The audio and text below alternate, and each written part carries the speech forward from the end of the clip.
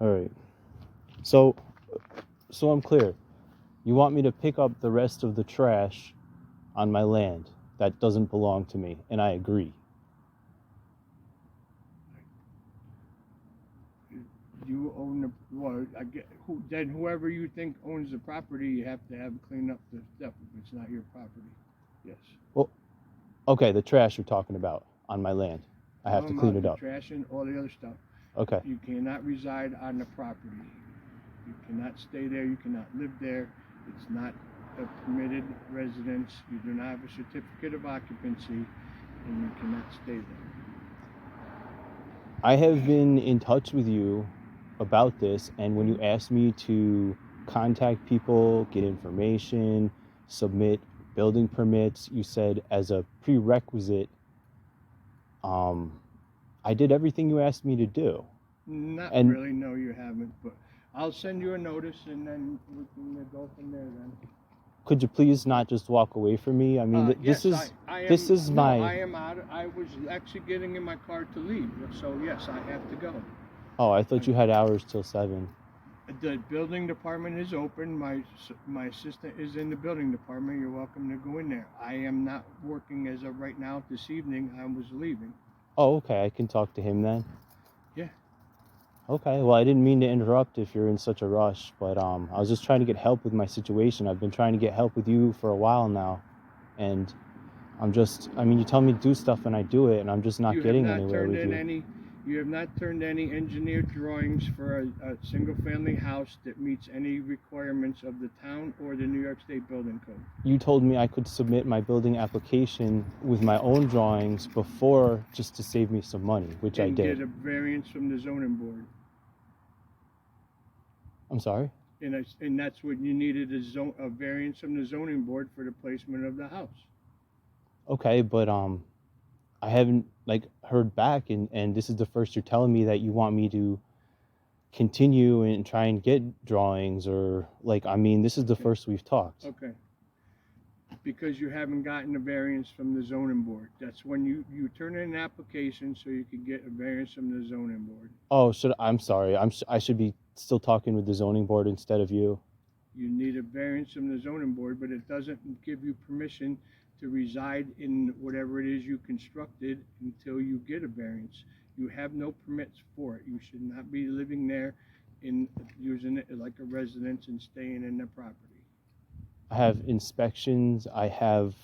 No, you don't have anything from the town of Knox. Yeah, but I'm letting you know I have had inspections done. So I'm not. I don't know by who. I had the septic inspected before I even bought the land, and I had the well inspected before I even bought the land.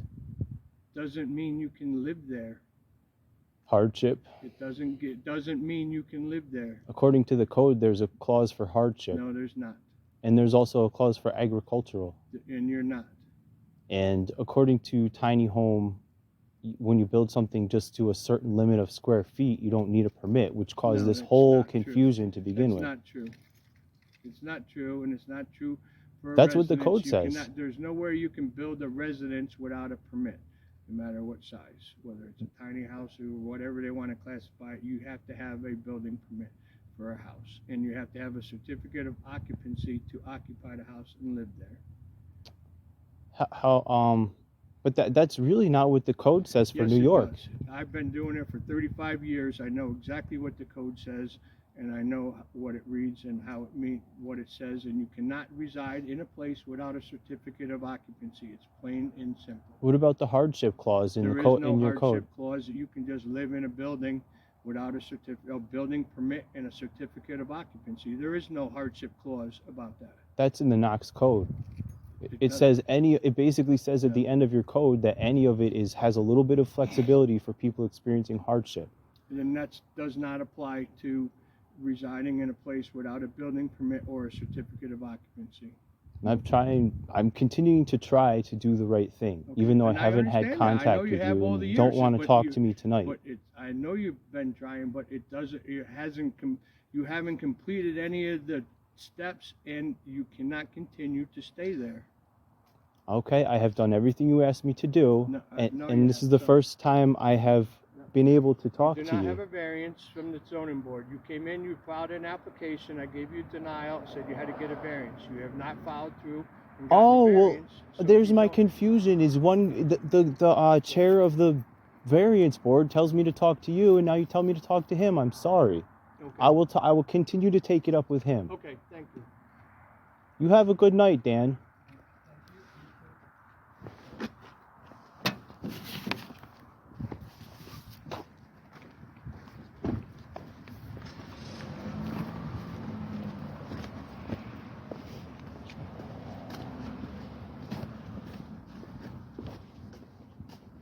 Oh, jeez. There's my tax note.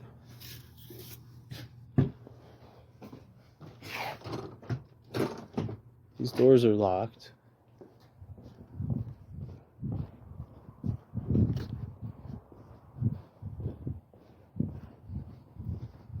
Oh, God. This guy hates me.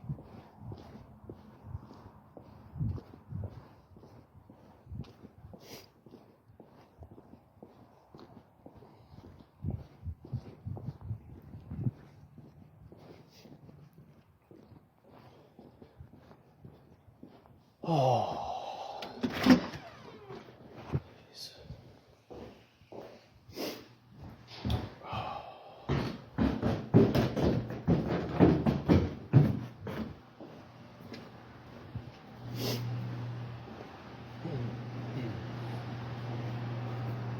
Hello. What's up? I was just talking to your coworker there. I'm trying to make some leeway with my situation on my land and not having much luck with him. Can we talk about it till your office's hours are up? So my office hours are up. Yeah. You got 5 minutes? Yeah, what's up? Alright. I don't know why I'm having such a hard time with Dan. I really don't. Do you remember me? Do you know who I am? You remember meeting me? 6 years ago, I came in, I introduced myself. Yeah. You know who lives next door? You familiar with the whole situation? Not really. Okay. Well, basically to summarize where we're at, because I haven't seen you since then. I came in, I met you before I even bought the land. And I said, I'm thinking about buying this land, but I need to know if I can put my house there and live there. And you said you had really good news, actually. We were very optimistic at the time. You printed me out the grandfather clause. You stapled it and you printed it out to me. You informed me that I would be allowed to build on the old building permit or footprint according to the grandfather clause at that time. I was super excited. I said, okay, then if I'm allowed to do that here and it's old trailer footprint, figure I'm allowed to build a trailer on the trailer footprint. So I go ahead, I get a septic inspection, I get a well inspection, all out of my pocket before I even had a contract with the land bank to make sure that both the septic and the well could meet the living criteria and they're in good enough condition. So I found out that they were. I had good flow in the well. The septic tank was in excellent condition, just needed some baffles and some more piping. So I went ahead and I got my land through the land bank. Before that happened, I had one more meeting with you guys, and that was not with you. I stopped in, and that's when I met Dan. So I talked to you the first time, and then I met him the second time, 6 years ago.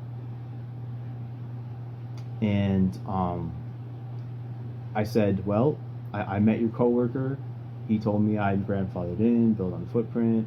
I got the well inspected. I got the septic inspected. They're good. I'm going to go ahead and buy this land. Before I left, I asked him if he had any problem with anyone camping out on their land while they're building. He said no. I said, well, all right, I guess I'll build something on the back of my truck, I said. He said, you're going to have to do better than that. I said, okay. And that's the last I've seen you guys before last year when the land bank asked me to try and get building permits and certificate of occupancy. So I really, the first impression I got from this office that was that you guys were very cool, and you just wanted to get that land developed, and I was putting the right foot forward, doing the diligent thing. Um, and I don't know I if you're aware of how much the laws have changed in 6 years. I'm It's not crazy. aware. Well, I mean that maybe so. Um, The town of Knox does not allow a trailer anymore on piece of property. but it was at the time that I inquired about all this. I'm not But trying. laws change. Bylaws change. Okay, but when I did this, I was advised that I could do what I want to do. I'm under contract with the land bank to do what I said I would do. Now, Tiny, like when he told me, you got to do better than a little thing on the back of your truck, okay? Because I think, I don't know if you've seen the condition of the amount of trash that's been dumped on my land that does not belong to me, was there before I got there. We're talking records, baby seats, all kind of debris, glass. I'm talking lots of glass. Um, this is not the type of thing where you can roll up with a crew of guys, a few weeks and get it cleaned up. This is the type of thing where you gotta park yourself there with a living situation, roll out of bed, get your head right, get in there, jump into chaos head first, and you're familiar with what happened next door. And there's a whole effect when something like that happens. It's a sadness and a heaviness that hangs over an area. So to be dealing with that on top of it, and I did it peacefully, and I have a good relationship with my neighbors, and actually I'm trying to buy their land because I'm confident that between Dan and yourself and myself, we can come up with a very agreeable way to get rid of that old trailer. I have 0% interest in living there. I don't advise anyone live there because of what happens. What I'd like to do is buy it from the Van Alstynes, get rid of that trailer in a way that's agreeable with everyone. I've got an idea I think could really make you guys happy, and maybe combine the land and just get my living situation right. To be honest, I'm not looking to build a house that's set here, staying here. I was very enticed by the fact that it was a mobile home footprint. Something, if I wanted to come and go and invest in other land that's distressed and take this little living situation and tow it out there and work on that for a while and tow it out there and work on that for a while. I mean, I can't explain to you any further. Like, I am just it's kind of my thing. It's an impulse for me to landscape a disaster and pick up trash. And to be honest with you, I'm doing it in a method where nothing has gone into the landfill yet because I'm cataloging what cannot go into the landfill. I have brought tons of metal to the town. Recycling. Anything that was possibly recyclable, I picked it out of that pile, cleaned it, and gave it to the town for recycling. So, and this is, like I said, is the only thing that's really left is the stuff you can't recycle. I got some styrofoam. I got 3 barrels of pieces of glass. And if you can imagine how much picking and plucking and all that it is to fill up 3 barrels of glass. I'm not talking full glass bottles in there. We're talking pieces of glass. This stuff's so heavy it'd have to be moved. If you want to move one, as it is without trying to empty it bit by bit, moving the barrel, it's a very heavy barrel. You need equipment. You cannot lift it, probably with 2 guys. So I made this happen the way I could. And according to tiny home law, which I've been through this with Dan, he disagrees with me, but it says that you do not need a building permit to build a structure up to certain footage, which was built not on that land. It was built where I was residing prior to buying the land. So it was built elsewhere in, relation to some other certificate of occupancy, according to tiny home rules. And then somewhere along the line, I towed it in there on a 17-foot trailer.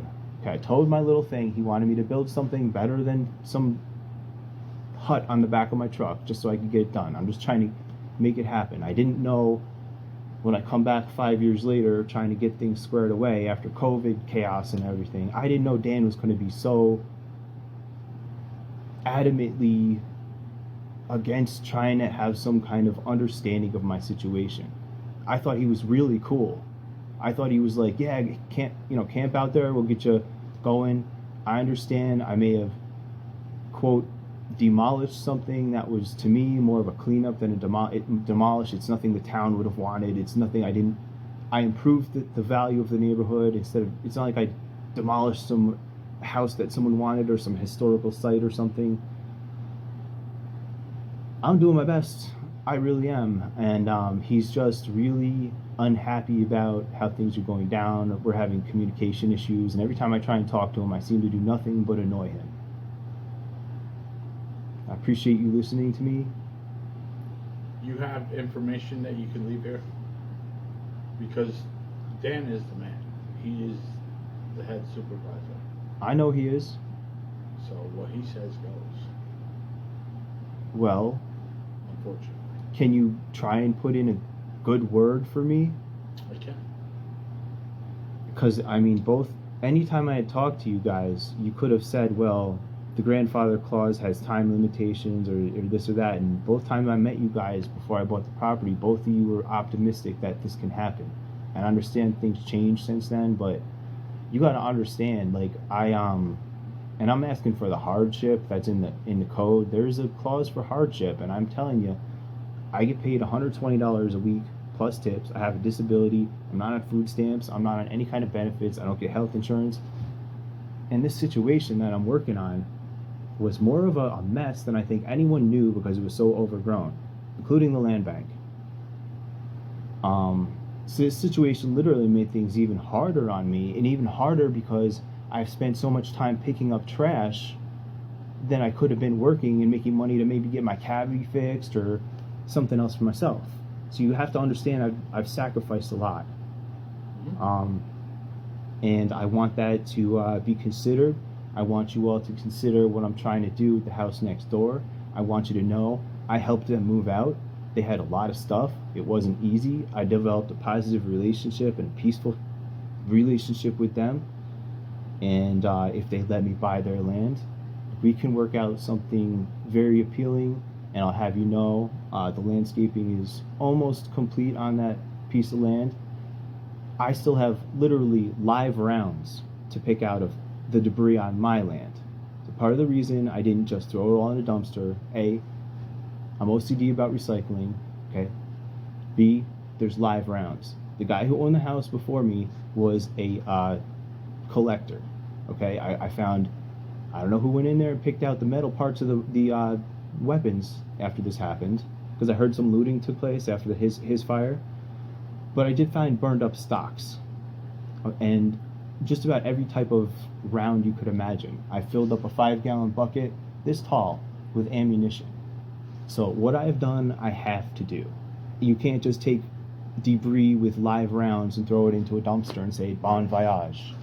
So I'm doing it and I'm making it happen, and I don't think you guys know quite how bad it is, but I'd appreciate if you can try and work stuff out. I also have, I'm just trying to make a farm go, an agricultural thing. So I'm not trying to be some big housing developer. I'm just trying to get my little farm going, and I want my situation to be mobile. Frankly, I want my structure to be mobile, like not a 1,000-foot thing, like something I can literally tow around and take from here to here. Keep it moving. So I appreciate you listening to me. I'll give Dan the word. All right. He's got my information. If you want it again, I can leave it for you in case he. No, if he has it, that's fine. How long ago was it you here? The last time I talked to him, I just caught him outside today. Oh, okay. Just now? Yeah, I basically harassed him into talking to me. He didn't want to talk to me, but. All right. Yeah, I'll let him know. Thanks, Rich. All right, thank you. Take care. You as well.